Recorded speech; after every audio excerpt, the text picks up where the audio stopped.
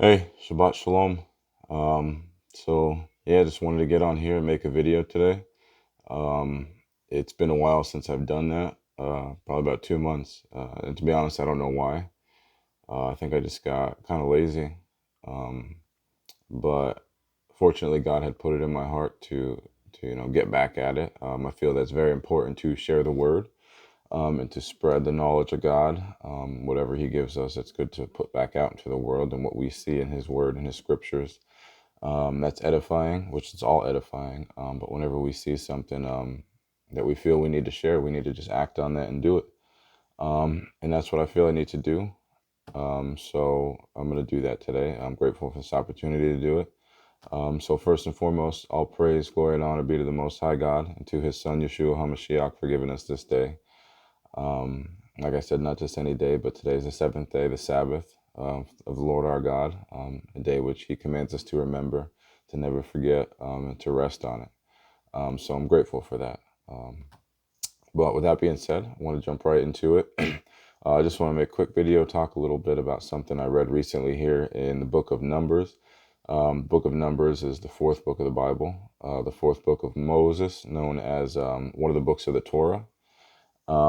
And just to give a little background, so right here in Numbers chapter 22, this is where Balak sends for Balaam. So context is you have the children of Israel. They've already left Egypt. God delivered them from Egypt, and now they're traveling in the wilderness. They're trying to travel to the promised land, which God has given them. In order to get there, they have to go through certain other lands. And along the way, these other nations of people occupy these lands. So, for example, like right here, it says, first, it says, now, verse chapter 22, verse 2, it says, now Balak, the son of Zippor, saw all that Israel had done to the Amorites. So Moab was in great fear because of the people, for they were numerous, and Moab was in dread of the sons of Israel. So, for example, they would go through the land and they go to the Amorites and say, hey, we need to get by. We want to cross through your land, so and so. We don't want any problems. We don't want any war. And a lot of times they would do this to these nations, and these nations would just say, no, you're not coming by. We want no part of you. We don't even want you around here. So they would have to go through. So they would try to make their way through. These other nations would send people out, their soldiers, their or these armies out to battle them, and they would get defeated. Not only were the children of Israel in great numbers, great numbers, but God was on their side, so there was no defeating them. So when they started approaching the lands of Moab, Moab's king Balak, he seen them and he got scared and he got very nervous. He's like, "Oh no, these people are they're going to overtake us. They're going to overthrow us." So what he did is he went to a man named Balaam. It says, so he sent, now verse 5, it says, so he sent messengers to Balaam, the son of Beor, at Pethor, which is near the river in the land of the sons of his people, to call him, saying, behold, a people come out of Egypt. Behold, they cover the surface of the land. They cover the surface of the land, and they are living opposite me. Now therefore, please come, curse this people for me, since they are too mighty for me. Perhaps I may be able to defeat them and drive them out of the land, for I know that he whom you bless is blessed, and he whom you curse is cursed. So he just comes to Balaam, a man that was living along the riverside next to his lands in Moab, and he says, hey, I know your blessings work and your curses work. I need you to come out and curse this people. So it gets to the point. We'll jump down just to be more specific. We'll jump down to verse 8, and it says, he said to them, now Balak sent messengers to Balaam to speak these words to him and to talk to them. And Balaam said, he said to them, spend the night here, and I will bring word back to you as the Lord may speak to me. And the leaders of Moab stayed with Balaam. And God came to Balaam and said, who are these men with you? Balaam said to God, Balak, the son of Zippor, king of Moab, has sent word to me. Behold, there is a people who come out of Egypt, and they cover the surface of the land. Now come, curse them for me. Perhaps I may be able to fight against them and drive them out. So the God that Balaam worshipped is the Almighty, the creator of the heavens and the earth. Now, the God of Israel, the one who is traveling, the one who is going with the Israelites. And Balaam came. He doesn't know these people. He doesn't know who they are. He doesn't know that they're blessed by God. And he says, will you curse them for me? And it goes to say, God said to Balaam, do not go with them. Saying, do not go with the people of Balak. You shall not curse the people, for they are blessed. So right there, God let him know. He says, do not do this. Do not go with them. They are blessed, pretty much letting them know they're with me. But it's very interesting because Balaam had no idea that these people were with him, and it's just the way the whole story unraveled. It's just like it seems like coincidence, but it's not. It's all set for a greater meaning. But that same thing happens again. The messengers of Balak, they go back to Balak and they tell him that Balaam won't come with them, so he sends them back again, offering great riches in this. So they come back to Balaam with an offer, and this is the main verse that I wanted to touch on and talk about.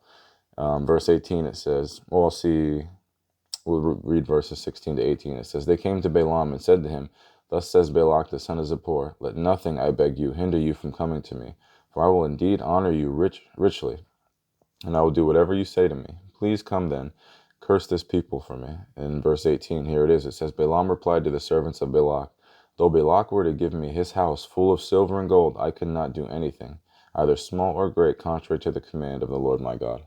And that's the main verse I wanted to talk about. Everything else, just wanted to give you the backstory.